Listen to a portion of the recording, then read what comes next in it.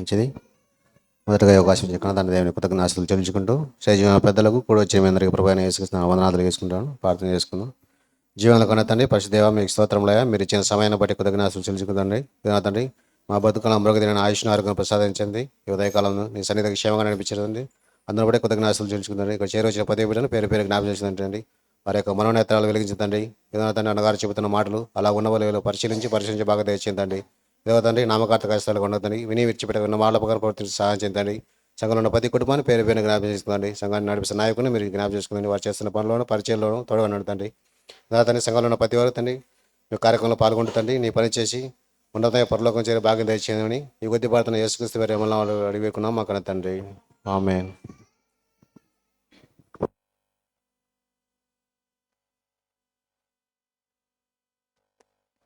దేవకుమార్ అన్న గారికి క్రీస్తు పేరట వందనాలు. మరి ఈ సమయంలో దేవుని మాటలు విందాం. ఇంకా శ్రద్ధగా కూర్చోాలి. అందరూ ఒకసారి చప్పట్లు కొట్టండి, గట్టిగా కొట్టాలి. చప్పట్లు కొడుతూ అన్నగారిని వాక్యం కొరకు ఆహ్వానించుకుందాం. ఇంకా చాలు, ఎవరు అల్లరి చేయొద్దు. ఇంకా చప్పట్లు కొట్టారు కదా, యాక్టివ్ అయింటారు. ఇంకా మరి మంచిది.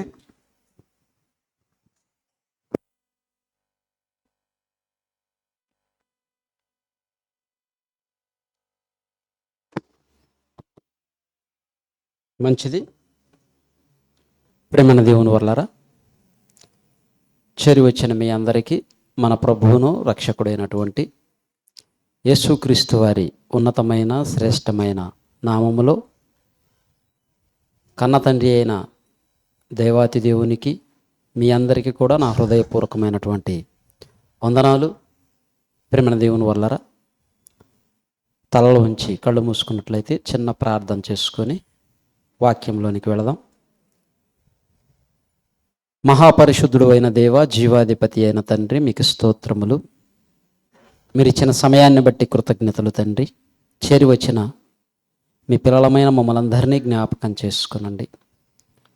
లోకములో ఎంతోమంది ప్రజలున్నారు తండ్రి.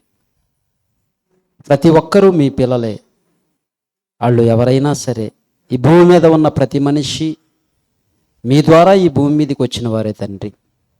ఈ లోకంలో వారి వారి పనుల మీద తిరుగుతూ ఉన్నారు. కానీ మేము మీ సన్నిధిలో మీ మాటలు వినే భాగ్యాన్ని, అవకాశాన్ని మాకు ఇచ్చినందుకు కృతజ్ఞతలు చెల్లిస్తున్నాం.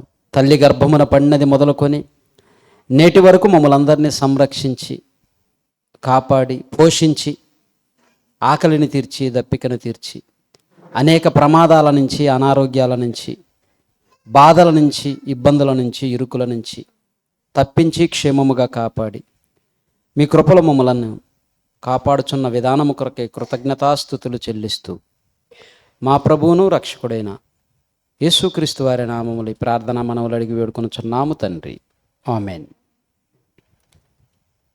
ప్రేమన దేవుని వల్లరా, ఈ భూమి మీదికి వచ్చిన మనం మన తోటి వారిని ప్రేమించాలి. మా వాళ్ళని దూరంగా ఉంచాలి. పిల్లలు అల్లరి చేయకూడదు. సైలెన్స్. ప్రేమన దేవుని వాళ్ళారా, నువ్వు ఇట్రా నాన్న, తమ్ముడు ఉంటాడు, నువ్వు ఇట్రా. ప్రేమన దేవుని వాళ్ళారా, ఈరోజు మనం ఈ భూమి మీద బ్రతికున్నామంటే మనలో ఏదో మంచి ఉంది, మనం గొప్పవాళ్ళమే అని కాదు. మనలో ఏదో మంచి ఉంది, మనం గొప్పవాళ్ళమని కాదు. నేను మీ అందరికంటే అల్పుణ్ణి, అతి చిన్నవాడిని. మనసులో విషయం, వయసులో కాదు. నాకంటే గొప్పవారు మీరు.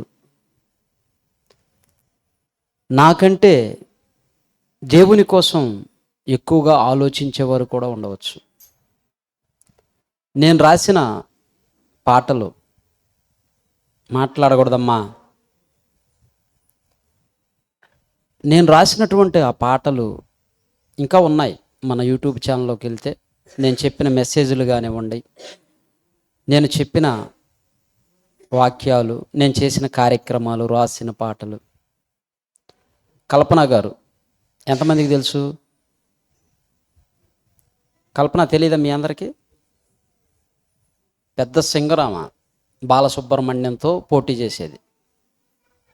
ఒక సినిమా పాట పాడితే 5 లక్షలు 10 లక్షలు కూడా తీసుకుంటారు. అలాంటిది నేను వెళ్ళి కలిసినప్పుడు, ఇట్లా సమాజం కోసం అమ్మ మేమేమి బిజినెస్ కాదు, మాకు ఎటువంటి డబ్బులు దాని నుంచి రావు. ఇప్పుడు నేను దగ్గర దగ్గర 13 పాటలు కంప్లీట్ అయినాయి, ఇంకా 2 పాటలు ఆల్రెడీ జరుగుతున్నాయి. మొత్తం 15 పాటలు రాశాను. వాటి నుంచి నాకేమన్నా ₹1 వస్తుందా? ఎవరన్నా ఇస్తారా? ఎవరు ఇవ్వరు. సుమారు 10 లక్షల దాకా ఖర్చు అయిపోయింది. కానీ మనం ఏం చేసాం దేవుని కోసం? ఆ పాటలు చూసిన వాళ్ళు కువైట్ నుంచి, సౌదీ నుంచి, దుబాయ్ నుంచి చాలామంది ఫోన్లు చేస్తున్నారు. అన్నయ్య మీరు రాసిన పాటలు మా గుండెలు కదిలిస్తున్నాయి, మా గుండెలు అవిసిపోతున్నాయి. ఆ పాటలు ఏంటంటే మనిషి హృదయాన్ని కదిలింప చేయాలి, మనిషి యొక్క హృదయాన్ని కదిలింప చేయాలి. మనిషి ఎప్పుడైతే నేర్చుకునే తత్వం కలిగి ఉంటాడో అప్పుడే గొప్పవాడవుతాడు.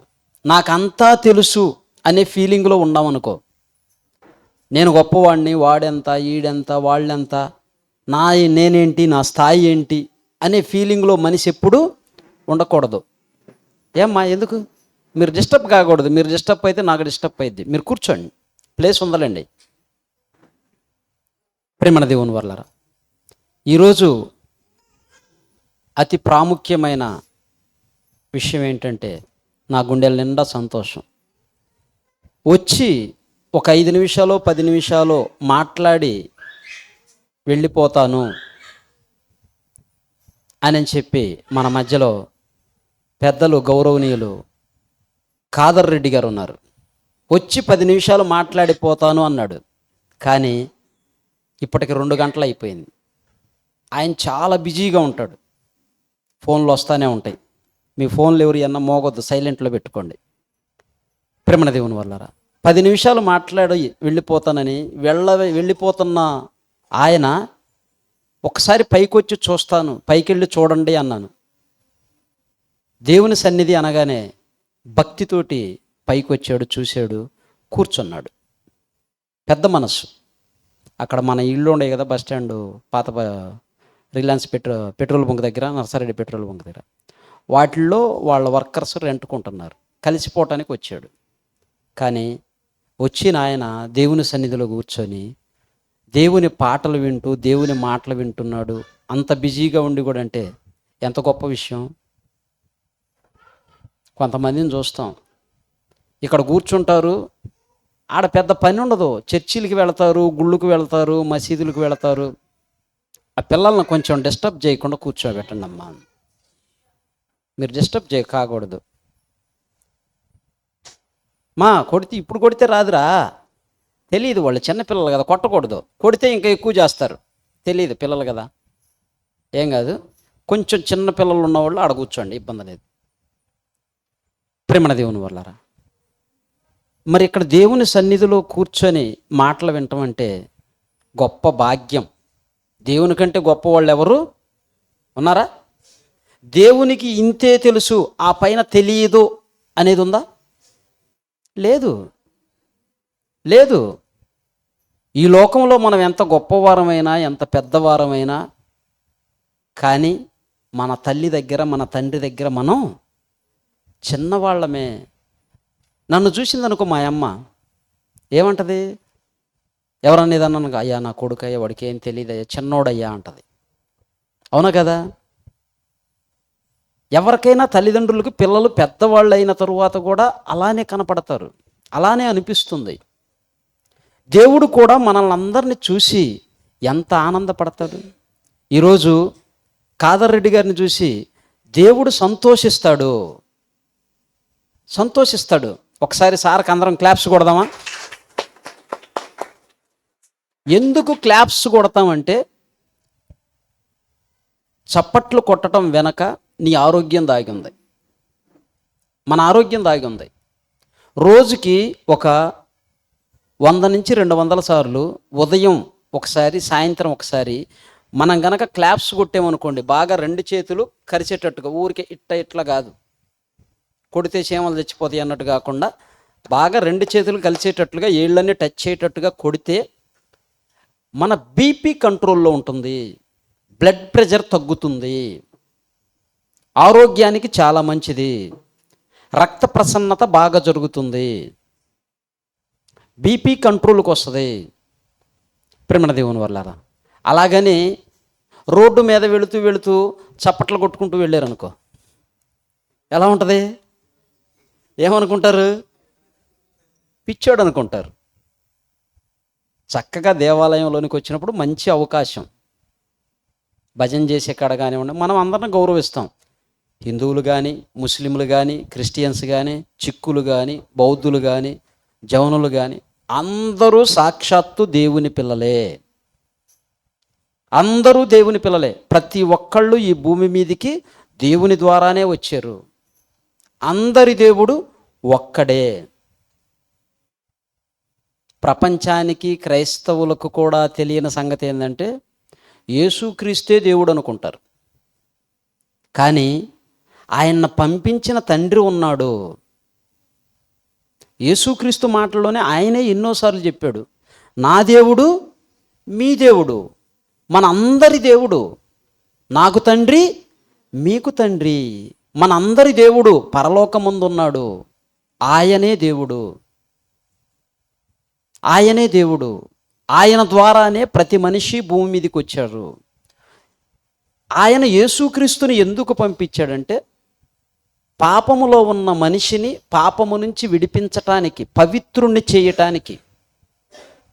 ఎటువంటి పాపము చేయని వ్యక్తిగా తాను జీవించి దేవుని కోసం ఎలా బ్రతకాలో, ఎలా జీవించాలో నేర్పించటానికి ఆయనను పంపించి ఆయన జీవితాన్ని మనకు మాదిరిగా పెట్టాడు.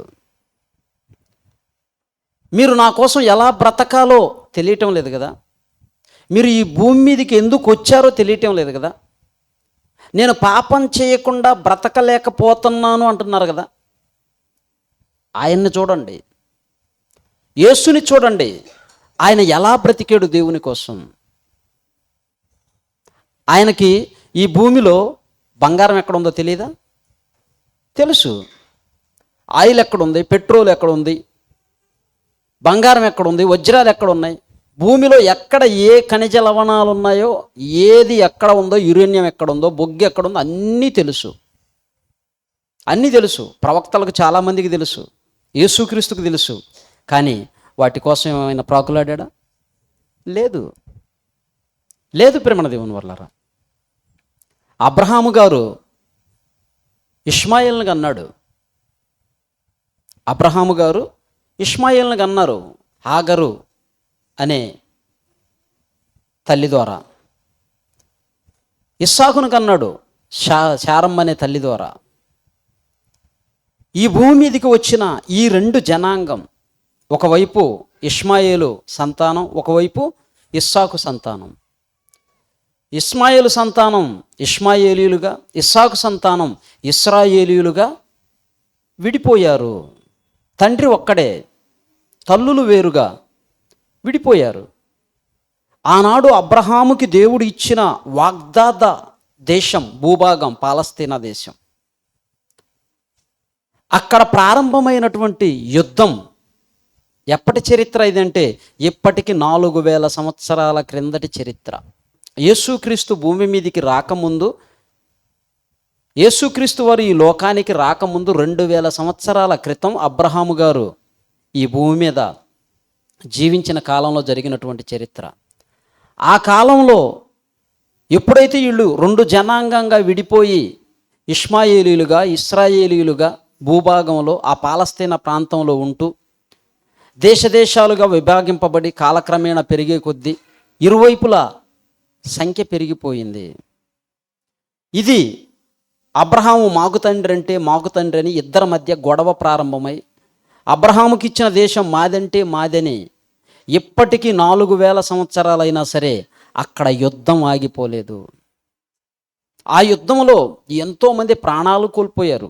అటు ఇష్మాయేలీలు చనిపోయారు, ఇటు ఇశ్రాయేలీలు చనిపోయారు. కానీ అంత పెద్ద దేశాన్ని అబ్రహాము తీసుకున్నాడు.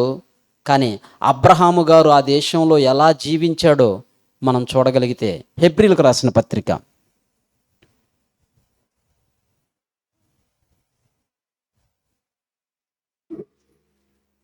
11వ అధ్యాయం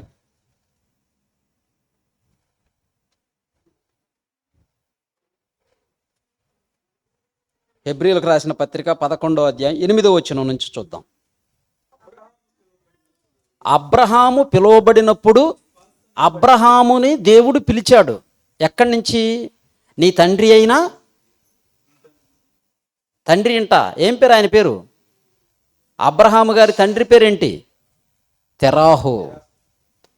తెరాహు సహోదరుడు ఉన్నారు, సహోదరులు ఉన్నారు. తెరాహు ఇంటి నుంచి, అబ్రహాము తండ్రి ఇంటి నుంచి దేవుడు పిలిచాడు. నీ తండ్రి ఇంటి నుంచి, నీ బంధువుల నుంచి నువ్వు విడిచి నా దగ్గరికి వచ్చేయి.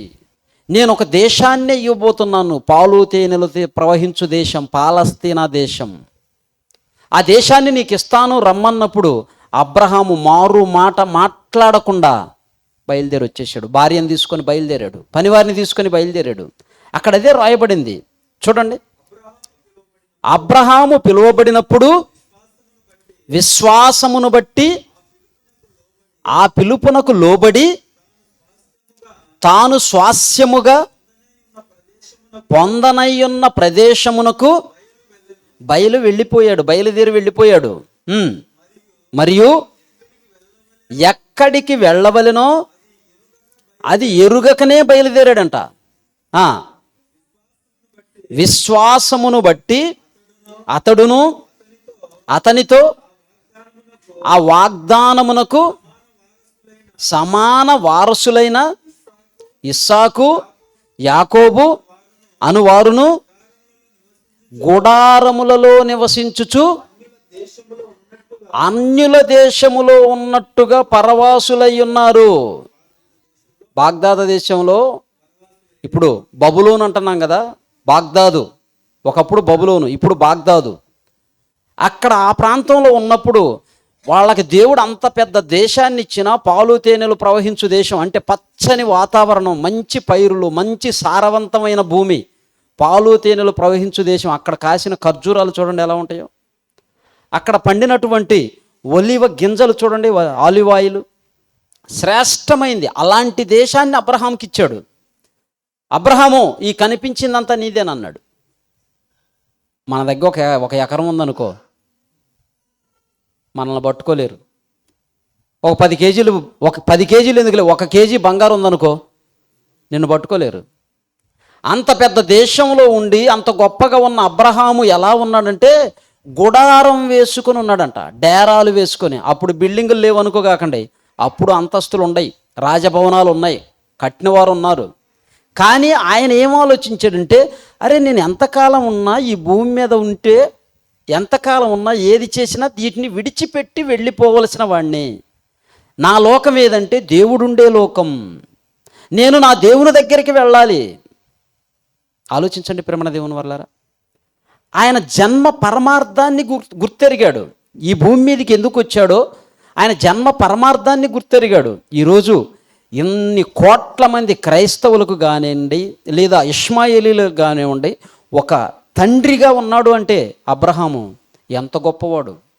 ఆయన విశ్వాసం ఎంతదయ్యా అంటే, ఎక్కడికి వెళ్ళాలో తెలియకుండానే దేవుడు చెప్పిన ఒక్క మాటతోటి చెప్పేశాడు, బయలుదేరేశాడు. ఎక్కడికి ప్రభువా? అక్కడ నీళ్లున్నాయా? అక్కడ ఉండటానికి వస్తుందా?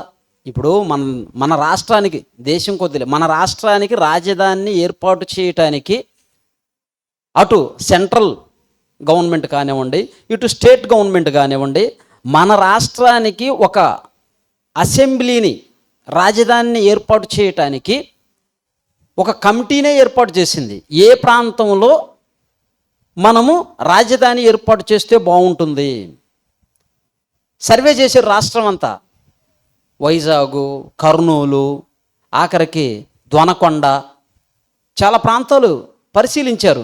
ఏమేం చూశారు?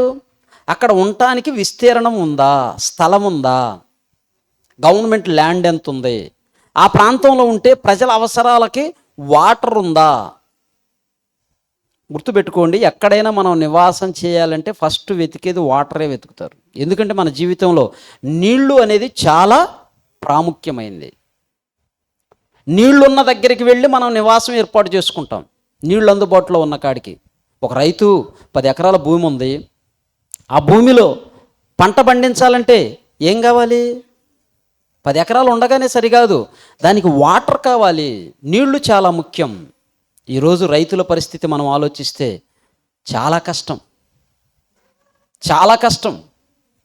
అప్పులు చేసి పైరు వేసి పండించటానికి రాత్రి పగుళ్ళు వెళ్ళి ఆ పొలంలో కాపలా పడుకొని పాములు ఉంటాయో, తేళ్ళు ఉంటాయో, విషపు ఏముంటాయో తెలియదు, ఆ రాత్రి పూట కూడా వెళ్ళి నీళ్లు కడుతూ ఉంటాడు, ప్రాణాలను పణంగా చేతిలో పెట్టుకొని. ఎందుకు? తన కుటుంబాన్ని ఎలాగైనా పోషించుకోవాలి. రైతు చాలా ముఖ్యం. వ్యాపారవేత్తలు ఉన్నారు, కానీ రైతుంటేనే వ్యాపారవేత్త ఉండేది. రైతు పండించకపోతే వ్యాపారం చేయగలమా? రైతు చాలా ముఖ్యం. రైతు అనే వ్యక్తి దేశానికి ఎన్నెముక అన్నారు. అంటే ఇంతమంది ఆకలిని తీర్చాలి అంటే ఫస్ట్ రైతు కష్టపడి పండించాలి. అందుకే దేవుడు కూడా ఎలా తన యొక్క ఉద్యోగాన్ని పోల్చుకున్నాడంటే, యేసుక్రీస్తు వారు తండ్రి అయిన దేవుణ్ణి ఏమన్నాడంటే, నా తండ్రి వ్యవసాయకుడు. వ్యవసాయకుడు అంటే ఎవరు? రైతు.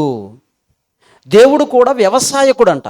ఈ భూమిని పండించటానికి ఆయన చేస్తున్నటువంటి ప్రాసెస్, సముద్రములో ఉన్నటువంటి ఉప్పు నీటిని ఓఆపరేట్ చేసి తీసుకొని వచ్చి మేఘాల ద్వారా నీ ఇంటి ముందు, నీ కాళ్ళ దగ్గర, నీ పొలంలో వర్షంగా కురిపిస్తున్నాడు. మనం ఏమైనా చేయగలమా? చేయలేం. సూర్యుడిని రప్పించాలి, పంటలు పండాలంటే సూర్యుడు రావాలి, వర్షాలు కురవాలంటే సూర్యుడు రావాలి, సముద్రాలు వేడెక్కాలి, అక్కడ ఉన్న నీరు ఆవిరై మేఘాల్లోనికి వెళ్ళాలి, మేఘాలు వచ్చి ఆయన ఎక్కడ ఆజ్ఞ ఇస్తే అక్కడ వర్షాలు పడాలి. నీ కడుపు నింపటానికి, నీ జానడు పొట్టను నింపటానికి దేవుడు ఎంత ప్రక్రియను ఈ సృష్టిలో జరిగిస్తున్నాడు ఆలోచించు. ఒక రైతుని నిలబెట్టాడు, రైతు స్థానంలో ఆయన నిలబడ్డాడు. ఈరోజు పాపం రైతులు ఢిల్లీకి వెళ్ళి జంతర్ మంతర్ అనే జంక్షన్లో షర్ట్లు విప్పుకొని నుంచొని నిరసనలు ధర్నాలు చేసినా పట్టించుకునే వాళ్ళు లేరు. ప్రేమ దేవుని వల్ల రైతు చాలా ముఖ్యం మన ఆకలి తీరాలి అంటే. అలాంటి పరిస్థితుల్లో ఈరోజు భూమి మీద ఉన్న మనుషులు సరిగ్గా దేవుణ్ణే పట్టించుకునే స్థితికి వెళ్ళిపోయారు. ఇచ్చిన ఆహారం అంతటిని పాడు చేసుకున్నారు, రోగాలు ఎక్కువైపోయాయి. అబ్రహాము ఆ తండ్రి ఇంటి నుంచి విడిచిపెట్టి దేవుడు చెప్పిన దేశానికి, పాలు తేనెలు ప్రవహించు దేశానికి, ఎక్కడికి తండ్రి, నేను ఎందుకు వెళ్ళాలి, అక్కడ నీళ్లు ఉన్నవా, ఎడారా, పంటలు పండుతాయా లేదా, ఇవన్నీ ఏం అడగలేదు. చెప్పాడు. ఏమన్నా ఎదురుగా వచ్చి కనబడి చెప్పాడా? దేవుడు కనబడతాడా? కనబడడు. దేవుడు ఎవరికి కనబడడు. కనబడే వ్యక్తి కాదు ఆయన, మహాశక్తి. అంత గొప్ప దేవుడు పరలోకంలో ఉన్న ఆయన ఈ భూమి మీద ఉన్న మన గురించి ఆలోచిస్తున్నాడు. అది నీ గురించి, నీ గురించి, నీ గురించి, నా గురించి, మనందరి గురించి ఆలోచిస్తూ ఉన్నాడు. ఏమని ఆలోచిస్తున్నాడు? నా కుమార్తె నా కోసం బ్రతుకుతుందా, నా కోసం ఆలోచిస్తుందా. మన పిల్లలు ఉన్నారు, పెద్ద అయిన తరువాత వాళ్ళు మన గురించి ఆలోచిస్తే మనం సంతోషపడతామా లేదా? సంతోషపడతాం. ఎంతకాలం బ్రతుకుతావు ఈ భూమి మీద చెప్పగలవా? ఇప్పుడు పాట చూసాం, జననం మరణం మధ్యన ఉన్న జీవిత కాలంలో బంధువు బలగం కాసేపే. ఎంతసేపు నీ బంధువులు, ఎంతసేపు నీ భార్య, ఎంతసేపు నీ పిల్లలు, ఎంతసేపు నీ ఆస్తి, ఎంతసేపు నీ అంతస్తు, నీ బంగారం, నీ వెండి, ఏవి కూడా నీకు అక్కర్రావు. అది ఎరిగాడు అబ్రహాం, అది తెలుసుకున్నాడు అబ్రహాం గారు. ఎరిగిన ఆయన ఈ భూమి మీద బతికిన 175 సంవత్సరాలు ఈ దేశం నాది కాదు, నేను ఎంతకాలం విడిచిపెట్టి వెళ్ళిపోవలసిన వాడిని, గుడారం వేసుకున్నాడు, డేరాలు వేసుకుని డేరాలలో నివాసం చేశారు. డేరాలలో నివాసం చేసి దేశం, వాగ్దాత దేశం కోసం ఎదురు చూశారు. ప్రేమ దేవుని వల్లరా, పోనీ అంత పెద్దోళ్ళ కడకొద్దు, మన జీవితం ఆలోచించండి. నువ్వెందుకు ఈ భూమి మీదకి వచ్చావు? ఎప్పుడైనా ఆలోచించావా? నీ భర్త కోసమా? నీ భార్య కోసమా? నీ పిల్లల కోసమా? మంచి ఇళ్ళు కట్టాలనే, స్థలాలు కొనాలనే, పొలాలు కొనాలనే, లేకుంటే ఇంకా ఏదో సాధించాలనే? నువ్వేది చేసినా ఏం చేసినా మొదటి స్థానం దేవునిదై ఉండాలి. మొదటి స్థానం దేవునిదై ఉండాలి. అలాంటిది దేవుని స్థానంలో వేరే వాటిని పెట్టుకున్నావు. ఈ సమాజం ఎలా నేర్పించిందంటే పసితనం నుంచే మొదటి స్థానం ఎవరికిచ్చింది? తల్లి, తండ్రి, గురువు, దైవం. తల్లి, తండ్రి, గురువు, దైవం. 4వ స్థానంలో వేసింది దేవుణ్ణి. 4వ స్థానంలో వేసింది. ఏ ఆటలోనైనా, ఏ గేములోనైనా 4వ ప్రైజ్ ఉంటుందా? ఉంటుందా వెంకట్రావు గారు? ఉండదు. మొదటి బహుమతి, 2వ బహుమతి, 3వ బహుమతి, 4వ బహుమతి ఉండదు. కానీ నీకు తల్లినిచ్చింది, తండ్రినిచ్చింది, గురువునిచ్చింది ఎవరు? దేవుడు. నిన్ను తల్లిని చేసింది ఎవరు? దేవుడు. నిన్ను తండ్రిని చేసింది ఎవరు? దేవుడు. నీకు గురువునిచ్చింది ఎవరు? ఆ గురువును పుట్టించింది కూడా దేవుడే కదా. దేవుడే కదా. వీటన్నిటినిచ్చిన ఆయన్ని చివరిలో వేశారు, వీళ్ళందరినీ ముందు పెట్టుకున్నారు. కానీ మొదటి స్థానం దేవుడు. 2వ స్థానమే తల్లి అయినా, తండ్రి అయినా, గురువు అయినా, మరి ఎనీథింగ్ ఏదైనా సరే, ఏదైనా సరే తరువాతనే, దేవుడి తరువాతనే. దేవుడే మనకు అన్నిటిని ఇచ్చాడు. గాలినిచ్చాడు, నీరునిచ్చాడు, సూర్యునిచ్చాడు, భూమినిచ్చాడు, చంద్రునిచ్చాడు, గ్రహాలనిచ్చాడు, ఈ ప్రకృతిలో నీకు ప్రాణాన్నిచ్చాడు, జీవవాయువునిచ్చాడు. ఈ భూమి మీద ఎవ్వరూ ఇవ్వలేనిది, తల్లి ఇవ్వలేనిది, తండ్రి ఇవ్వలేనిది, నీ స్నేహితులు ఇవ్వలేనిది, ఎవ్వరూ ఇవ్వలేనిది దేవుడిచ్చాడు. అదే ఈ ప్రకృతి. మన అమ్మ నాన్న గాలిని సృష్టించగలరా? సృష్టించలేరు. మన అమ్మ నాన్నలో సూర్యుడిని సృష్టించగలరా? సృష్టించలేరు. భూమిని చేయగలరా? చేయలేరు. మనకు అన్నీ ఇచ్చింది దేవుడు. ప్రేమ దేవుని వల్ల కనుక ఆయన పట్ల భయం కలిగి, భక్తి కలిగి జీవించాలి. భయం కలిగి, భక్తి కలిగి జీవించాలి. ఎవరైతే ఈ జీవిత పరమార్థాన్ని ఎరుగుతారో వాళ్ళు ఈ భూమి మీద పరవాసులుగా ఉంటారు అంటున్నాడు. మోషే గారు రాసిన మాటలు మనం చదివితే కీర్తనల గ్రంథం 90వ అధ్యాయం 12వ వచనం చూడండి. కీర్తనల గ్రంథం 90వ అధ్యాయం 12వ వచనం. మాకు జ్ఞాన హృదయము కలుగునట్లుగా చేయుము, మా దినములు లెక్కించుట మాకు నేర్పుము. దినాలు లెక్కించటం నేర్పించమంటున్నాడు. దినాలు లెక్క చేయటం మీకు రాదా? రానోళ్ళు ఎవరన్నా ఉన్నారా? ఒక దినం ఎలా జరుగుతుంది?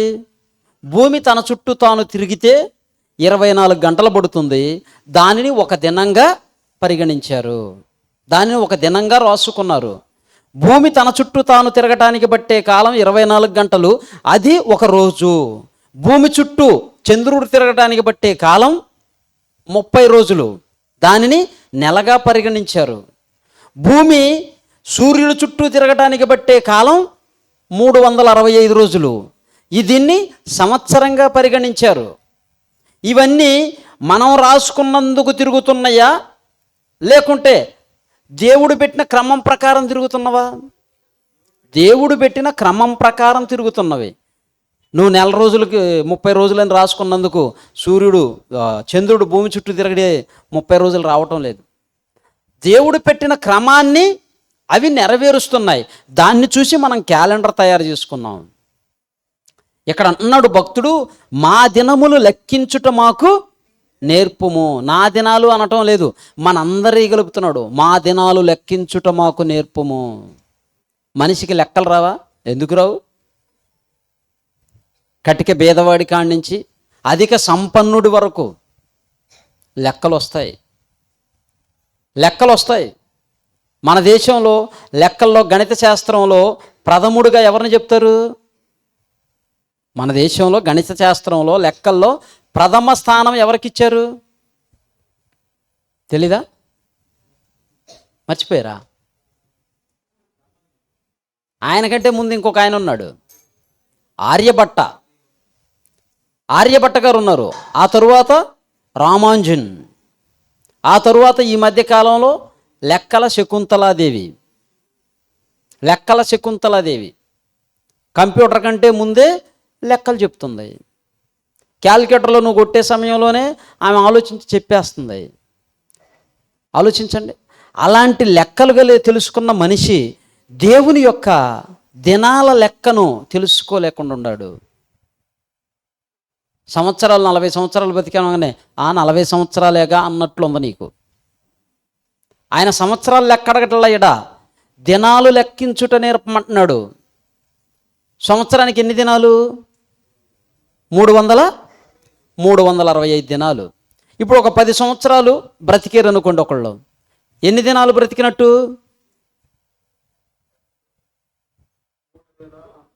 మిగతా 3650 దినాలు.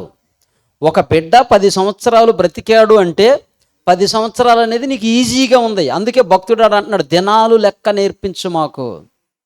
10 సంవత్సరాలు బ్రతికాడంటే ఎన్ని రోజులు బ్రతికినట్టు అంటే 3650 దినాలు బ్రతికాడు. అదే ఒక 20 సంవత్సరాలు బ్రతికాడు, ఎంతకాలం ఎన్ని దినాలు బ్రతికినట్టు? 7300 దినాలు. నీకు 20 సంవత్సరాలు వయసు ఉంది. ఈ 20 సంవత్సరాలు అనేది 20 అనేది సింపుల్గా ఉండొచ్చు, కానీ దాన్ని నువ్వు దినాల్లోకి తీసుకుంటే 7300 రోజులు ఈ భూమి మీద బ్రతికావు. ఒక 40 సంవత్సరాలు ఆయుష్ ఉంది. 40 సంవత్సరాలు నువ్వు బ్రతికావంటే ఎన్ని దినాలు భూమి మీద బ్రతికినట్టు? ఎన్ని దినాలు నువ్వు భూమి మీద బ్రతికినట్టు అంటే 15200 దినాలు. 15200 దినాలు.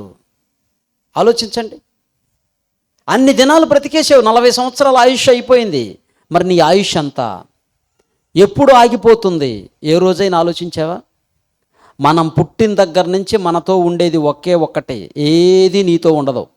పుట్టేటప్పుడు 1 కేజీ బంగారు వేసుకుని వచ్చిన వాళ్ళు ఎవరన్నా ఉంటే చెయ్యొత్తండి. ఎనీబడి? ఏమ్మా, బంగారం అంటే పిచ్చెక్కిపోతుంది కదా చాలామందికి. ఆ బంగారం కోసం ప్రాణాలు తీసుకున్న వాళ్ళు ఉన్నారు, ఆ బంగారం కోసం పడి చచ్చిపోయిన వాళ్ళు ఉన్నారు. సచ్చిన శవాన్ని కూడా వదిలిపెట్టకుండా చనిపోయిన తరువాత చివరి స్నానం అని తీసుకెళ్తారు. చనిపోయిన తరువాత చివరి స్నానం అని చెప్పి తీసుకొని వెళ్ళి ఒక దుప్పటో ఏదో అడ్డం కట్టి స్నానం చేయిస్తారు. అక్కడ జరిగే కార్యక్రమం ఏంటి అంకయ్య గారు?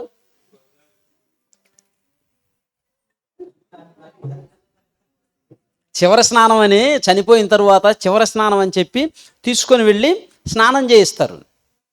అక్కడికి తీసుకొని వెళ్ళిన తర్వాత ఒక దుప్పటో ఏదో ఒకటి అడ్డం కట్టేసి స్నానం చేపిస్తారు. అక్కడ చేసే కార్యక్రమం ఏంటో తెలుసా? మెళ్ళల్లో కానీ, చెవులకు కానీ, ముక్కులకు కానీ, ఏళ్ళకు కానీ, కాళ్ళకు కానీ బంగారం ఉందనుకో మొత్తం ఒలిచేస్తారు, మొత్తం తీసేస్తారు. కొంతమంది సమాధి కాడికి తీసుకెళ్ళినాక తీస్తారు. సమాధి దగ్గరికి తీసుకుని వెళ్ళిన తర్వాత ఏది చేసినా ఎన్ని చేసినా నువ్వు తల్లి గర్భములో నుంచి ఎలా వచ్చావో తిరిగి అలానే వెళ్ళిపోవాలి. తీసుకొని వెళ్ళే అవకాశం కనుక ఉందనుకో భార్యకు కూడా ఎవరు, పిల్లలకు కూడా ఎవరు తెలుసా? తీసుకొని వెళ్ళే అవకాశం లేదు గనక వదిలిపెట్టి వెళ్ళిపోతున్నారు. తీసుకొని వెళ్ళే అవకాశం ఉందనుకో ఇందిరాయే ఇండియా అని తీసుకొని వెళ్ళేది, మహాతల్లి. కానీ అవకాశం లేదు, అవకాశం లేదు ప్రేమ దేవుని వర్లరా. నువ్వు తల్లి గర్భంలో నుంచి ఎలా వచ్చావో తిరిగి అలానే వెళ్ళిపోవాలి. అది దేవుడు పెట్టిన క్రమం, నియమం. That is great Alexander. ప్రపంచాన్ని జయించినటువంటి అలెగ్జాండరే చనిపోయినప్పుడు నా 2 చేతులు ఇలా కనపడేటట్టు తీసుకుని వెళ్ళను నా శవాన్ని అన్నాడు. అది ఏంటయ్యా విచిత్రమైన కోరిక. ఎవరు ఇంతవరకు కోరలేదే, నువ్వేంటి ఈ విచిత్రంగా ఇలాంటి కోరిక కోరావు? అంతేకాదు మరొకటి చెప్తున్నా అన్నాడు. ఏంటిది చెప్పు అన్నారు. నేను సంపాదించినటువంటి వెండి, బంగారు, వజ్రాలు, వైడూర్యాలు, రక్తరాసులు అన్నిటినీ చల్లేసేయండి అన్నాడు. అన్నిటినీ చల్లండి అన్నాడు. 28 సంవత్సరాల వయసులో ప్రపంచాన్ని జయించినవాడు. ఆ వయసులో మరణ స్థితిలోనికి వెళ్ళిపోయినప్పుడు నాకున్నవి చల్లేసేయండి అన్నాడు. ఇదేంటి నీకు విచిత్రంగా ఉంది? ఇంకా ఇంతటితో అయిపోలేదు. నెక్స్ట్ ఇంకోటి చెప్తున్నాను. ఏంటంటే, నా డెడ్ బాడీని, నేను చనిపోయిన తరువాత నా శవాన్ని డాక్టర్లు మోయాలి, వైద్యులు మోయాలి. అదేంటి? నా చుట్టూ డాక్టర్లు ఉన్నారయ్యా, వైద్యులు ఉన్నారు, కానీ ఎవ్వరు కూడా నన్ను బ్రతికించలేకపోయారు. నన్ను బ్రతికించలేని దానికి సిగ్గుచేటుగా వాళ్ళు నన్ను మోయాలి అన్నాడు. ఆయన కత్తి పడితే ఆయన కత్తి 14 కేజీల బరువు. అవతల 100 మంది రాని ఎదిరించే శక్తి ఎవరికి లేదు. క్రీస్తు పూర్వం 300 అంటే ఇప్పటికి 2325 సంవత్సరాల క్రితం ఆయన జీవించిన జీవితం. గ్రీకు వీరుడు అంటారే, గ్రీకు వీరుడు అంటే ఈయన కాదు, నాగార్జున కాదు. దట్ ఈస్ గ్రేట్ అలెగ్జాండర్, గ్రీకుల సామ్రాజ్యం. ఆయన కత్తి పడితే ఎదిరించే మనగాడు లేడు. వాళ్ళ అమ్మ ఎలా పెంచేదంటే భయం అంటే తెలియకుండా పెంచేది. పాముని తెచ్చి, కూరలు తీసిన పాముని తెచ్చి మెళ్ళ వేసేది. ఆయన భయపడకూడదు, భయం అంటే ఎరగకూడదు, ధైర్యంగా ఉండాలి. అలా పెంచింది తల్లి. మంచి ధైర్యశాలం చేసింది, దేనికి భయపడేవాడు కాదు. అలా పెరిగిన అతను ప్రపంచాన్ని జయించి ప్రపంచం అంతటిని తన హస్తగతంలో పెట్టుకున్నాడు 28 సంవత్సరాల వయసులోనే. అతి చిన్న వయసులో అంత స్థాయికి వెళ్ళిపోయాడు. అలా ఎదిగిన వ్యక్తి ఆఖరికి మరణం అనేది వచ్చింది. అప్పటికి రాజ్యాలన్నింటినీ జయించి గొప్ప రాజు అయ్యాడు, కానీ మరణాన్ని జయించలేకపోయాడు. మరణాన్ని జయించలేకపోయాడు. అందుకే నేను చెప్పేది, పుట్టిన దగ్గర నుంచి చనిపోయేంత వరకు నీతో ఉండేది ఏంటిది అంటే మరణం. తల్లి గర్భంలో మరణం ఉందా లేదా? ఉందా? తల్లి గర్భంలో చనిపోయిన వాళ్ళు లేరా? ఉన్నారు. తల్లి గర్భంలో మరణం ఉంది. తల్లి గర్భం నుంచి బయటకు వచ్చిన తరువాత పాలు దాగే పసితనంలో మరణం ఉందా లేదా? ఉంది. బాల్యంలో ఆడ నుంచి తల్లి ఒళ్ళో నుంచి స్కూల్లోకి వెళ్తాడు, బాల్యం, మరణం ఉందా లేదా? మరణం బాల్యంలో ఉంది. అక్కడి నుంచి టీనేజీ, యవ్వన పిల్లలు చనిపోయిన వాళ్ళు లేరా? అక్కడ ఉంది. యవ్వన వయసుకు వచ్చినారు, అక్కడ ఉంది. మధ్య వయసుకు వచ్చారు, అక్కడ ఉంది. వృద్ధాప్యానికి వచ్చారు, అక్కడ ఉంది. నీకు పుట్టిన దగ్గర నుంచి చనిపోయేంత వరకు అనుక్షణం నీతోనే ఉండేది మరణం. నీ బంగారు ఉండదు, నీ ఆస్తి ఉండదు, నీ భార్య ఉండదు, నీ భర్త ఉండడు, నీ పిల్లలు ఉండరు, నీ తల్లిదండ్రులు ఉండరు, నీ కార్లు ఉండవు, నీ బంగ్లాలు ఉండవు, ఏవి నీతో ఉండవు. అన్నీ విడిచిపెట్టి వెళ్ళిపోవలసిన వారం, అన్నీ విడిచిపెట్టి వెళ్ళిపోవలసిన వారం. ప్రేమ దేవుని వాళ్ళరా, మీరు చూశారు, ఇక్కడ ఈ బిల్డింగ్ కట్టాను, ఎక్కడి నుంచో వచ్చి ఇక్కడ ఈ బిల్డింగ్ కట్టాను. ఒక ఆయన అక్కడికి వచ్చి ఎక్కడి నుంచో వచ్చి ఇదేమి అంతలా వ్యసనమేమి, కరెంటు బిగీయటానికి వచ్చాడు. ఆయన వచ్చిన పని చూసుకొని వెళ్ళిపోవాలి. ఆయనకి తెలియదులే, తిక్కలోడు అనుకున్నా. అదే తెలివి తక్కువడు అనుకో, పోయి ఏం చేస్తాడు? నేను ఎక్కడి నుంచి వస్తే నీకెందుకు గొడవ? అంత అవసరం ఏముంది? ఆయన ఆ మాట అన్నందువల్ల నాకేమైనా తూట్లు పడ్డాయా? ఏమీ లేదు అనుకున్నాడు, పోయాడు. నాకు వచ్చిన నష్టమేమీ లేదు. ఈ బిల్డింగ్ కట్టాను, నేను ఉంటానా? ఆడ బస్ స్టాండ్ కాడ ఒక బిల్డింగ్ కట్టాను, ఉంటానా? ఆడ మార్టూర్ దగ్గర ఈ రెండిటికంటే పెద్ద బిల్డింగ్ కట్టాను, ఉంటానా? నాతో వస్తాయా? రావు. రావు. ప్రేమ దేవుని వాళ్ళరా, విడిచిపెట్టి వెళ్ళిపోవలసిన వాళ్ళమే. దేవుడు ఎవరికి ఏ స్థితిని ఇచ్చాడో ఆ స్థితిలో ఉండే సంతోషించాలి. ఆయనకి అది ఉంది, ఈయనకి ఇది ఉంది, ఆయనకి అది ఉంది, నాకు ఇది ఉంది, నాకు లేదు, ఇలాంటి వద్దు. ఏ స్థితిలో ఉన్నావో ఆ స్థితిని బట్టి నువ్వు దేవుణ్ణి ఘనపరచాలి, స్తుతించాలి. ఆయన అంత రాజ్యాన్ని జయించాడు. ఏంటయ్యా నీ విచిత్రమైన కోరిక? సంపాదించిన రత్నరాశులు, బంగారం, వజ్రాలు, వైడూర్యాలన్నీ చల్లేయమంటున్నావు, వైద్యులు మొయ్యాలంటున్నావు, నీ చేతులు 2 బయటికి ఇలా కట్టి ఊరేగింపు చేసి తీసుకెళ్ళండి నా శవాన్ని అంటున్నావు.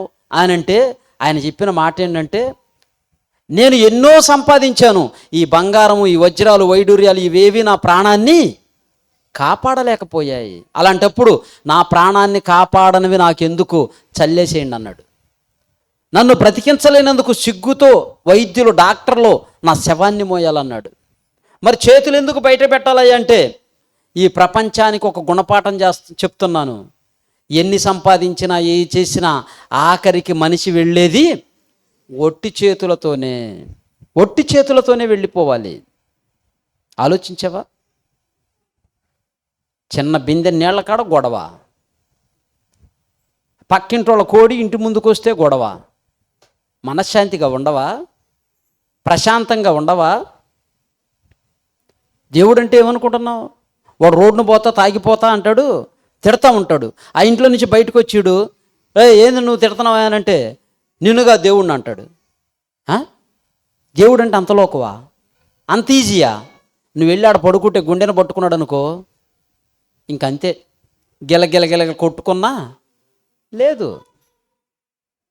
అసలు ఈ భూమి మీదకి మనిషి ఎందుకు వచ్చాడో గమనించటం లేదు, తెలుసుకోవటం లేదు. నేను అడుగుతాను ఒక ప్రశ్న, మీరందరూ చెప్పండి. నేను పురుషుడిగా పుట్టాలి అనుకుని పుట్టిన వాళ్ళు ఎవరన్నా ఉండారా? లేరా? నేను పురుషుడిగా పుట్టాలనుకుని పుట్టిన వాళ్ళు ఎవరన్నా ఉంటే చెయ్యొత్తండి. నేను స్త్రీగా పుట్టాలి అనుకుని పుట్టిన వాళ్ళు ఉంటే చెయ్యొత్తండి. లేరు. నువ్వు పుట్టటం వెనక నీ ప్రమేయం లేదు. నేను కావలసిగా పులివెందల్లోనే పుట్టాలనుకుని పుట్టిన వాళ్ళు ఎవరన్నా ఉండరా? ఎనీబడి? లేదు. పోనీ మీ అమ్మా నాన్న నిన్నే కనాలి అని కన్నవాళ్ళు ఉన్నారా? అమ్మా నాన్న ఏమంటారు తెలుసా? అరే నువ్వు కడుపులో ఉన్నప్పుడు ఆడపిల్ల అనుకున్నావురా, కానీ నువ్వు పుట్టేసావు అంటే తెలీదు. ఇప్పుడు స్కానింగ్ మిషన్లు వచ్చినాయి. ఒకప్పుడు తెలీదు. పుట్టిన తరువాత తెలియాలా అమ్మాయా అబ్బాయా? అమ్మా నాన్నకి తెలీదు. పోనీ నువ్వు పుట్టడం వెనక డాక్టర్ ప్రమేయం ఏమన్నా ఉందా? లేదు. తల్లిదండ్రులు ఎంతోమంది భార్యాభర్తలు పిల్లలు లేని వాళ్ళు ఉన్నారు. పెళ్ళై 20-30 సంవత్సరాలైనా పిల్లలు లేరు. పిల్లలు కలగాలంటే డాక్టర్ కాదు, యాక్టర్ కాదు, అమ్మా నాన్న కాదు, దేవుడు. నీకు జన్మనివ్వాల్సింది దేవుడు. తల్లి గర్భంలో కటిక చీకటి, అవునా కదా? వెళ్తుంటుందా? ఉండదు. తండ్రిలో నుంచి వచ్చినటువంటి శుక్రకణాలు, మన తండ్రిలో నుంచి వచ్చిన శుక్రకణాలు మన తల్లిలో ఉన్నటువంటి ఆ గర్భం పిండంతో ఫలదీకరణం చెందాలి అంటే ఆ కటిక చీకటిలో తండ్రిలో నుంచి సుమారు 50 కోట్ల శుక్రకణాలు వస్తే ఆ 50 కోట్ల శుక్రకణాలలో నువ్వే తల్లి అండంలోనికి ఎలా చేరగలిగావు? నీకు తెలుసా? కళ్ళు కనపడ్డాయా? లేదే. వచ్చిన 50 కోట్ల శుక్రకణాలలో 49,99,999 శుక్రకణాలు నేలరాలిపోయాయి. నీతో పాటు వచ్చిన వాళ్ళు తండ్రిలో నుంచి, కానీ వాళ్ళందరూ నేలరాలిపోయారు.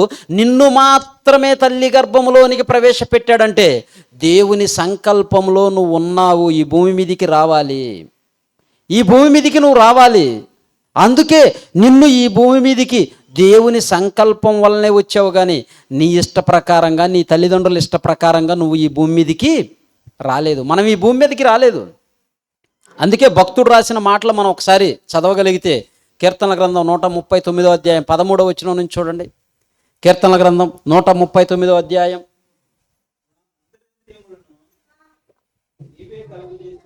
నా అంతరింద్రియములను నీవే కలుగజేసితివి, నా తల్లి గర్భమందు నన్ను నిర్మించిన వాడవు నీవే. నీవు నన్ను కలుగజేసిన విధము చూడగా నాకు భయమును ఆశ్చర్యమును పుట్టుచున్నది. అందును బట్టి నేను నీకు కృతజ్ఞతాస్తుతులు చెల్లించుచున్నాను. భక్తుడు అంటున్నాడు, అయ్యా దేవా, నా తండ్రి, పరలోకమందున్న నా దేవా, ఏంటయ్యా అంటే, ఇదిగో నన్ను నిర్మించిన వాడవు నీవే, నా తల్లి గర్భమందు నన్ను నిర్మించిన వాడవు నీవే. నీవు నన్ను కలుగజేసిన విధము చూడగా నాకు భయమును ఆశ్చర్యమును పుట్టుచున్నది. నాకు కలిగి ఉన్న ఎముకలన్నీ నీకు మరుగై ఉండలేదు. నియమింపబడిన దినములలో ఒక్కటైనను కాకమునుపే నా దినములన్నీ నీ గ్రంథములో లిఖితములాయను. దేవుడు తన గ్రంథములో రాసుకొని మనల్ని అందరినీ ఈ భూమి మీదకి పంపించాడు. మనల్ని అందరినీ ఈ భూమి మీదకి పంపించాడు. ప్రేమణ దేవుని వల్లరా, అందుకే వచ్చాం. నీ సొంత ప్రయోగంతో వచ్చేలా, నీ సొంత, చాలామంది అంటారు నా కష్టం అండి. మనిషికున్న లక్షణం ఏంటో తెలుసా? ఏదన్నా ఒక వ్యాపారం చేసాడు అనుకోండి, బాగా నష్టం వచ్చింది అనుకోండి, ఏమంటాడు? నాకు వ్యాపారంలో నష్టం వచ్చింది, దేవుడు అన్యాయం చేశాడు అంటాడు. అదే బాగా లాభం వచ్చింది అనుకోండి, అప్పుడేమంటాడు? ఇది నా కష్టం అండి, ఇది నా కష్టం. దేవుడు లేనిదే ఏమీ లేదు. ఇప్పుడు ఈ సెల్ ఉంది, దేనికి? ఈ సెల్ ఉంది దేనికి? ఇది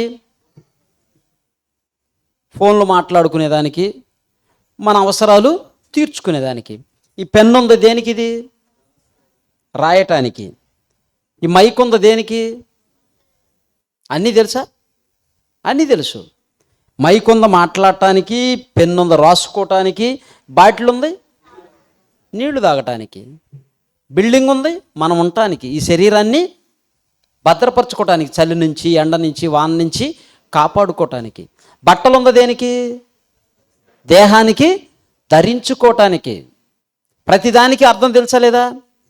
ప్రతిదానికి మనకు తెలుసు. బిల్డింగ్ పైకి రావాలి, మెట్లు ఉన్నాయి. మెట్లు ఎందుకంటే పైకి ఎక్కటానికి. బట్టలు ఎందుకంటే దేహాన్ని కప్పుకోవటానికి. ప్రతిదానికి ఆన్సర్ ఉంది. ఆ కెమెరా ఎందుకు?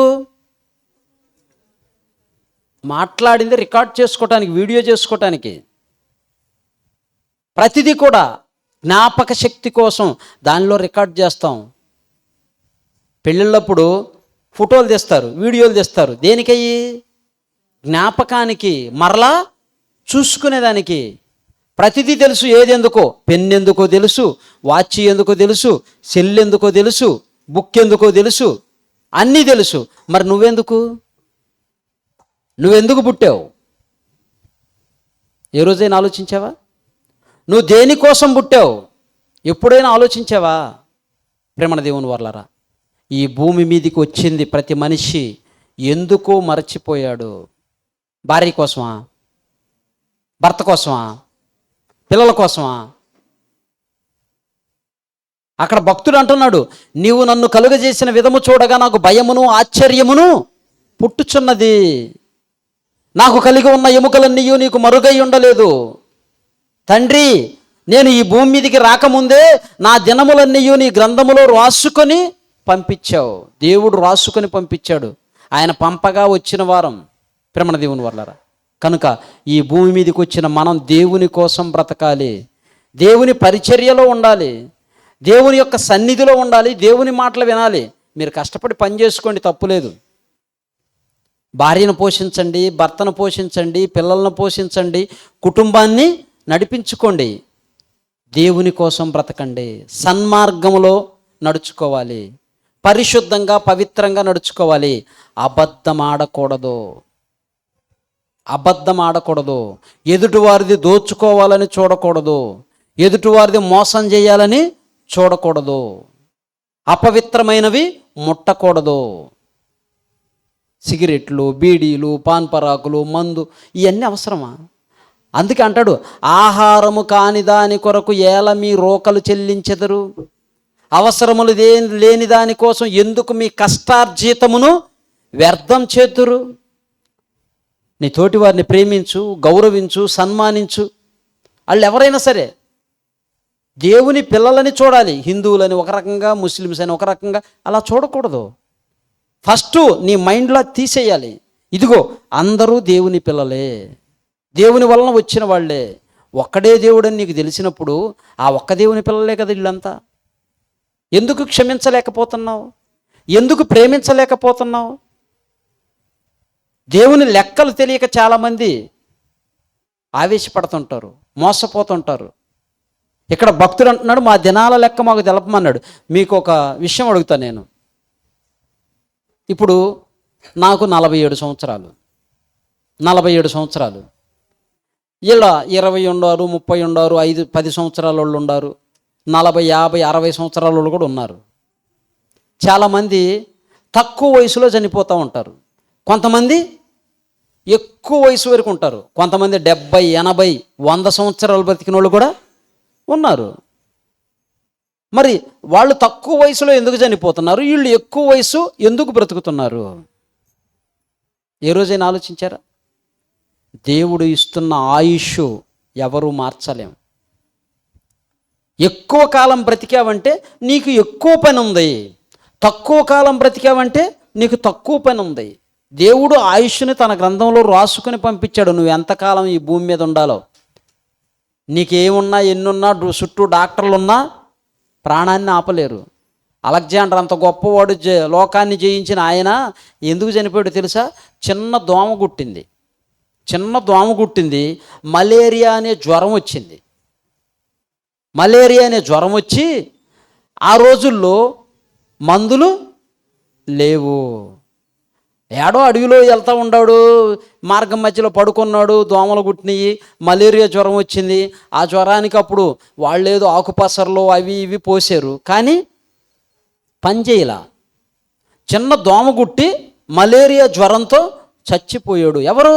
లోకాన్ని జయించాడు చక్రవర్తి, ప్రపంచానికి చక్రవర్తిగా ఉన్న దట్ ఈస్ గ్రేట్ అలెగ్జాండరు చిన్న దోమ చేతిలో చచ్చిపోయాడు. దేవుడు తలుచుకుంటే ప్రపంచాన్ని గడగడ గడగడ గడగడ గడగడలాడిస్తాడు. మనమున్న ఈ కాలంలోనే కంటికి కనిపించని ఒక సూక్ష్మ ఆకారంలో ఉన్న కరోనా అనే క్రిమిని పంపించి ఏం చేశాడు? దేశాలనే కదిలింపజేశాడు. మేమంతా ఇంత గాలిలో ఎగురుతాము అని చెప్పి విర్రవీగిన వాళ్ళే మూలన కూర్చొని గడగడ వణుకుతూ బిక్కుబిక్కుమంటూ భయంతో కాలం గడిపిన రోజులున్నాయి. రవాణానికి వాహనాలు కాకుండా నడిచి 100 కిలోమీటర్లు పోయిన వాళ్ళు ఉన్నారు. బెంగుళూరు ఎక్కడా, గుంటూరు ఎక్కడా, నడుచుకుంటూ వెళ్ళారండి. ఇటు నడుచుకుంటూ వెళ్ళారు. మార్గం మధ్యలో ఇక్కడికి వచ్చిన తర్వాత పోలీసులు పట్టుకుంటే నా దగ్గరకు వచ్చారు. ఇక్కడికి వస్తే ఇక్కడే నేను 10 రోజులు, ఆ కాలంలోనే మన బిల్డింగ్లోనే 10 రోజులు 15 రోజులు ఉంచి వాళ్ళందరికీ అప్పటికప్పటికి కొన్ని డ్రెస్సులు, తలా ఒక డ్రెస్సు, ఉన్న బట్టల బ్యాగులు మొయ్యలేక, మూటలు మొయ్యలేక దారిలోనే పడేసుకొని వచ్చారు. వచ్చిన ఒంటి మీద ఒక డ్రెస్సే ఉంది. ఆ డ్రెస్తోనే ఉంటే నేను వెళ్ళి మరలా ఆ డ్రెస్సులు తెచ్చుకొచ్చి, ఒకళ్ళిద్దరు కాదు 15 మంది సుమారుగా, ఆ 15 మందికి 15 డ్రెస్సులు తీసుకొచ్చి రోజు ఇక్కడే వాళ్ళకి స్నానము, అన్నము అన్నీ పెట్టాను. ఎవరు కాపాడతారు? అంత కరోనా వచ్చింది. ఇప్పుడైనా భయంతో దేవుని కోసం బ్రతుకుతున్నారా? లేదు. మరలా శరామాములు యథావిధి అయిపోయింది. అలానే బ్రతుకుతున్నారు.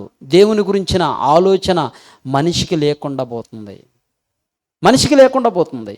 అందుకే అక్కడ ఆయన చిన్న దోమ గుట్టి చనిపోయాడు. దేవుడు తలుచుకుంటే ఏది పెద్ద విషయం కాదు. మన జీవితం ఎంత?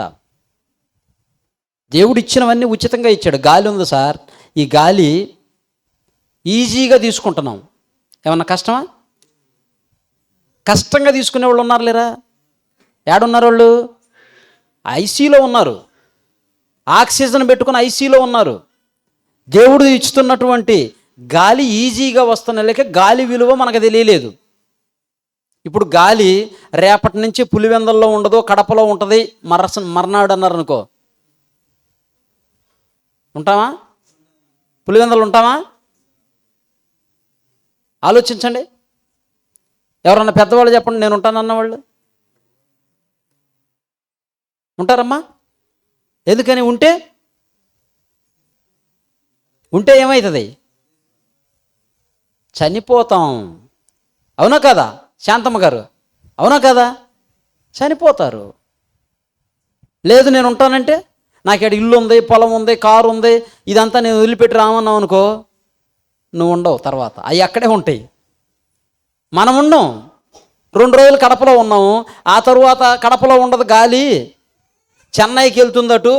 2 రోజుల తర్వాత ఆయన అంటే మళ్ళీ అక్కడి నుంచి ఎక్కడికి ప్రయాణం కట్టాలా? చెన్నైకి కట్టాలా? దేవుడు ఈజీగా ఇస్తున్న లేక అర్థం కావట్లేదు మనకి. కనుక ప్రేమన దేవుని వల్లరా, దేవుని పట్ల భయం కలిగి, భక్తి కలిగి మనం బ్రతకాలి. మనం పుట్టింది ఈ భూమి మీద మన కోసం కాదు. నువ్వు పుట్టింది నీ భార్య కోసం కాదు, నువ్వు పుట్టింది నీ భర్త కోసం కాదు, నీ పిల్లల కోసం కాదు. నువ్వెందుకు పుట్టావంటే దేవుని కోసం పుట్టావు. అందుకే మహాభక్తుడు పౌలు గారు రాసిన మాటను చూసుకొని ముగించుకుందాం. ఎఫెసీలకు రాసిన పత్రిక, ఎఫెసీ పత్రిక 1వ అధ్యాయం 4వ వచనం. ఎట్లనగా తన ప్రియుని యందు తాను ఉచితముగా మనకు అనుగ్రహించిన తన కృపామహిమకు కీర్తి కలుగునట్లు తన చిత్త ప్రకారమైన దయా సంకల్పము చొప్పున యేసుక్రీస్తు ద్వారా తనకు కుమారులనుగా స్వీకరించుటకై మనలను ముందుగా తన కోసము నిర్ణయించుకొని మనము తన ఎదుట పరిశుద్ధులమును నిర్దోషులమునై ఉండవలెనని జగత్తు పునాది వేయబడక మునిపే ఆయన ప్రేమ చేత మనలను క్రీస్తులో ఏర్పరచుకున్నాడు. ఎప్పుడు నువ్వు కావాలని దేవుడు ఎప్పుడు కోరుకున్నాడు? జగత్తుకు పునాది వేయబడక మునిపే. అంటే ఈ భూమిని, సూర్యుడిని, చంద్రుణ్ణి, గ్రహాలను, నక్షత్రాలను, ఈ సెలయేళ్లను, సముద్రాలను వీటన్నిటినీ కలిగించక ముందే నువ్వు కావాలి అని దేవుడు కోరుకున్నాడు. అందుకే నువ్వు ఈ భూమి మీదకి వచ్చావు. నీ ఇష్ట ప్రకారం రాలా, నా ఇష్ట ప్రకారం రాలా, దేవుని ఇష్ట ప్రకారం ఈ భూమి మీదకి వచ్చావు. నువ్వు భూమి మీదకి వచ్చిన నువ్వు ఆయన్ని మరిచిపోయి నీ ఇష్ట ప్రకారం, నీ కోరికల కోసం, నీ ఇష్టాల కోసం, నీ సుఖాల కోసం, నీ సంతోషాల కోసం, నీ కోసం నువ్వు బ్రతికితే ఒకరోజు దేవునికి లెక్కప్పు చెప్పాలి. అద్దం ముందుకెళ్ళి దేహాన్ని చూసుకొని దీనికి ఏమి ధరింప చేయాలి, ఏం పెట్టాలి, ఏం పుయ్యాలని చూస్తున్నావే కానీ మరి ఇంత అందమైన అపురూపమైన దేహాన్ని ఇచ్చిన దేవుని కోసం నేనేం చేయాలని ఆలోచించడం లేదు. ఈరోజు మనుషులందరూ శరీరమాయలోనే ఉన్నారు. అలాంటి మోసపూరితమైన మాయలో మనం పడిపోకుండా దేవుని కోసం నీతిగా, యథార్థంగా, నమ్మకంగా, పరిశుద్ధులుగా, పవిత్రులుగా బ్రతకాలని దేవుడిచ్చిన ఈ జన్మకు మనము దేవుని పిల్లలంగా, దేవుడు ఎలా పరిశుద్ధుడో పవిత్రుడో అలాగా మనం అందరినీ ప్రేమిస్తూ గౌరవిస్తూ దేవుని కోసం బ్రతకాలని మరి నూతన సంవత్సరాన్ని దేవుడు మరలా మనకిచ్చాడు. 2026 సంవత్సరంలో మనల్ని ప్రవేశపెట్టాడు. 2025లో ఎంతోమంది మనతో ఉన్నారు. ఈరోజు వాళ్ళు మనతో లేరు. ఎంతో దూరం ఎందుకు? మన మధ్యనే ఉన్న మన సహోదరుడు కుమార్ గారు ఉన్నాడు. 2025లో ఉన్నాడు, 26లో లేడు. ఆయన ఏమన్నా వృద్ధాప్యానికి వచ్చి ముసిలాడైపోయాడా? ఆయనకి ఏమన్నా షుగరు, బీపీ ఇలాంటివి ఏమన్నా ఉన్నావా? లేవు. తెల్లవారి స్లాపు ఇల్లు కట్టుకున్నాడు మంచిగా, తనకు తగ్గది, ఆయన స్థాయికి తగ్గ ఇల్లు కట్టుకున్నాడు. గోళ్ళన్నీ అయిపోయినాయి, సెంట్రింగ్ కొట్టారు, స్టీల్ కట్టారు, పైపులు వేసారు. తెల్లవారి స్లాపు, కంకర, ఇసుక, సిమెంట్ అన్నీ తోలుకున్నాడు. తెల్లవారి స్లాపు. ఆ రాత్రి పడుకున్నాడు. తెల్లవారి లేచి స్లాబ్ వేయాలి. తెల్లవారి 4 గంటలకు భార్య లేపుతుంది, లేవలేదు. ఎంత 40 సంవత్సరాల వయసు, లేవలేదు. ఏంటండి అని ఎంత కదిలిచ్చినా లేదు. అరుపులు పెట్టి కేకలు వేసి గోలగోల చేస్తే పక్క వాళ్ళందరూ వచ్చి చూశారు, తీసుకొని హాస్పిటల్కి తీసుకొని వెళ్ళారు. హాస్పిటల్కి తీసుకొని వెళ్తే లేడు. కుమార్ గారు అందులో లేడు, వెళ్ళిపోయాడు. పేరెవరికి? ఇప్పుడు మనకు ఒక పేరు ఉంది, నాకు ఒక పేరు ఉంది, ఏసేపు నా పేరు. అయ్యగారికి ఒక పేరు ఉంది, లింగారెడ్డి గారు, ఒక దేవకుమారు, అంకయ్య, వెంకట్రావు, మరి ఖాదర్ రెడ్డి గారు, ఇంకా చాలామందికి పేర్లు ఉన్నాయి. నీకున్న పేరు దేనికి? నీ శరీరానికా, ఆత్మకా? ఆలోచించండి. మనకున్న పేరు మన శరీరానికా, మన ఆత్మకా? కొంతమంది శరీరానికి అంటున్నారు, కొంతమంది ఆత్మకు అంటున్నారు. అంకయ్య గారు మీరు చెప్పండి కరెక్ట్గా, వీళ్ళకి తెలియదు. ఆత్మకేనా? ఆత్మకే. మీరు చెప్పండి అన్నయ్య. ఆయన్న శరీరానికి. వెంకట్రావు గారు, మణి తమ్ముడు శరీరానికి. అమ్మో, ఇంకా ఆడవాళ్ళు ఎవరు చెబుతారు కరెక్ట్గా? ఇప్పుడు ఈడ ఎలక్షన్ పెట్టాలా, ఆత్మకని కొంతమంది, శరీరానికని కొంతమంది. శరీరానికి అన్నవాళ్ళు చెయ్యొత్తండి, చెప్తాను. శరీరానికి అన్నవాళ్ళు 1 2 3 4 5, ఇంకా ఫోటో కూడా తీస్తున్నాడు సాక్ష్యం. మళ్ళీ తీర్పు ఇచ్చిన తర్వాత ఎవరు నేను కాదు అంటే కుదరదు. ఆత్మ కన్నా వాళ్ళు చేయొత్తండి. ఇప్పుడు ఎక్కువ మంది ఉన్నారు చూసుకోయా. ఎలాగో చెప్తాను వినండి. శరీరానిక ఏ దానికి ఎత్తపోతే వాళ్ళు ఎందుకు వస్తున్నారంటే వాళ్ళకే తెలియాలా. మనము స్కూల్కి వెళ్తున్నామంటే మంచిగా చదువుకొని ఎగ్జామ్స్ రాసి మంచి మార్కులు సాధించాలి. దేవాలయానికి వస్తున్నామంటే దేవుడు అంటే ఏంది, మన జీవితం అంటే ఏంది, భర్తకి ఎలా లోబడి ఉండాలి, భార్యని ఎలా ప్రేమించాలి, పిల్లల్ని ఎలా దేవుళ్ళలో పెంచాలి, ఇవన్నీ తెలుసుకోవాలి. దానికోసమే మనం వస్తుంది. కుటుంబాన్ని భద్రంగా కాపాడుకోవాలి. ఒక స్త్రీకి దేవుడిచ్చినటువంటి గొప్ప భాగ్యం కుటుంబాన్ని పరిపాలించాలి, భర్తను ప్రేమించాలి, పిల్లలను మంచిగా పెంచాలి. ఇప్పుడు నేను చచ్చిపోయాను అనుకోండి, మీ మీద ఎవరి మీద అన్నేస్తే మీరు మళ్ళా ఇదేంది అయ్యగారు ఏంది నన్ను చచ్చిపోమన్నాడు అనుకుంటారు. నేనే అనుకుంటున్నాను నేను చచ్చిపోయాను. మీ అందరికీ తెలుసు కదా నేను చచ్చిపోయాను. చచ్చిపోయిన తర్వాత ఆ కింద గ్రౌండ్ ఫ్లోర్లో నన్ను పడుకోబెట్టారు. పడుకోబెట్టి నేను తెలిసిన వాళ్ళుగా ఆత్మీయులుగా మీరు అందరూ వచ్చారు. వచ్చిన తర్వాత వెంకట్రావు గారు వచ్చాడు. వచ్చి లింగారెడ్డి గారిని అడుగుతున్నాడు, నిన్న ఎన్ని గంటలకు చచ్చిపోయాడు, ఏసేపన్నా ఎప్పుడు పోయాడు అంటున్నాడు. ఎప్పుడు పోయాడు అన్నప్పుడు ఈయన అంటున్నాడు రాత్రి 1 గంటకు పోయాడు అంటున్నాడు. అదేంది ఆడే ఉంది కదా శవం, పోయాడు అంటున్నాడు ఏంది? ఏసేపు లేడు ఇందులో, వెళ్ళిపోయాడు ఆయన అంటున్నారు. ఏసేపు గారు లేడు ఇందులో, ఆయన వెళ్ళిపోయాడు ఆయన అంటున్నారు. మరి ఇదేంటి? ఈడ పడుకోబెట్టి మంచి సెంటు కొట్టి అగరవత్తులు ముట్టించి దండలేసి సన్మానించి పెట్టారు కదా, మరి ఇదేంటిది? ఇది ఏసేపు కాదు. ఏసేపు గారు ఒకప్పుడు ఇందులో ఉండేవాడు, ఈరోజు ఇందులో లేడు. రాత్రి 1 గంటకి వెళ్ళిపోయాడు.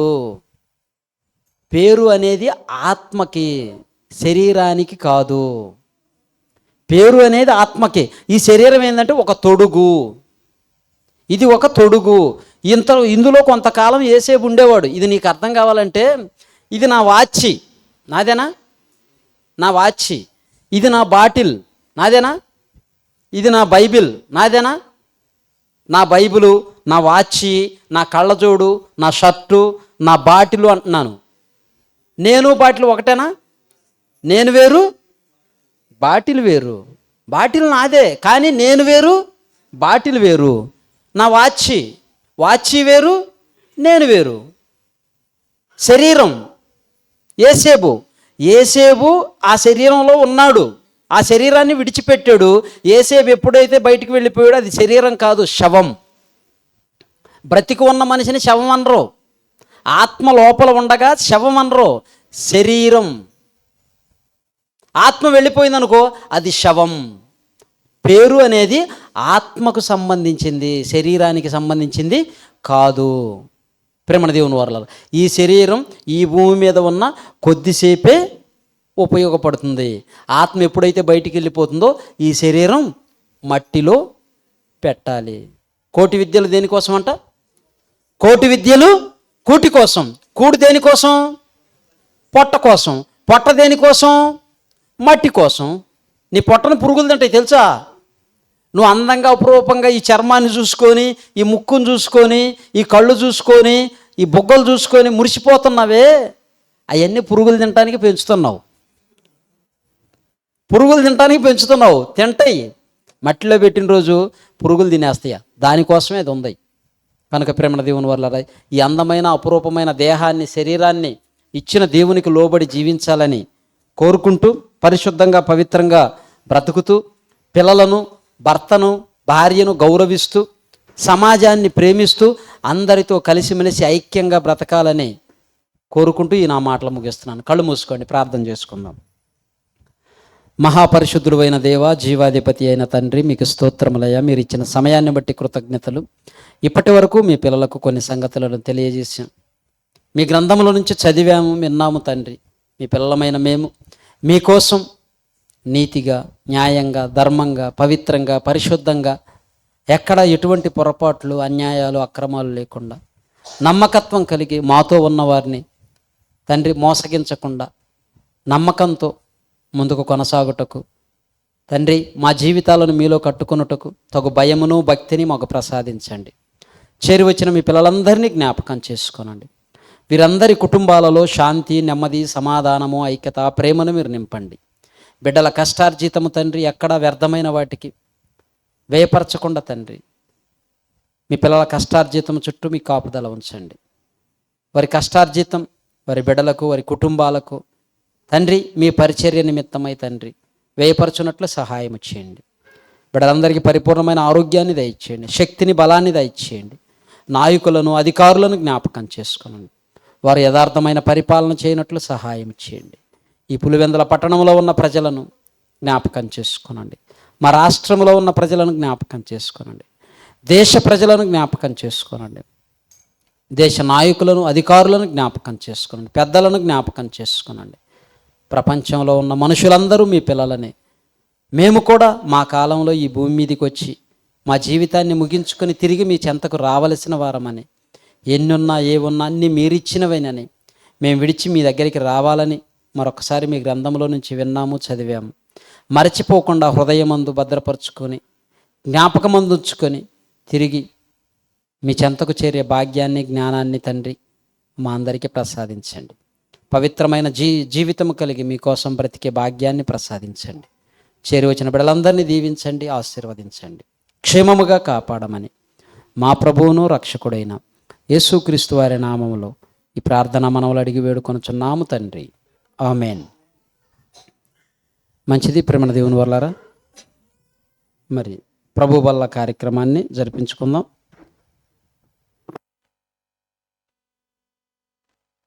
మన మధ్యలో ఉన్నటువంటి సహోదరి పల్లవి వచ్చి ప్రభు వల్ల కార్యక్రమాన్ని జరిపిస్తుంది.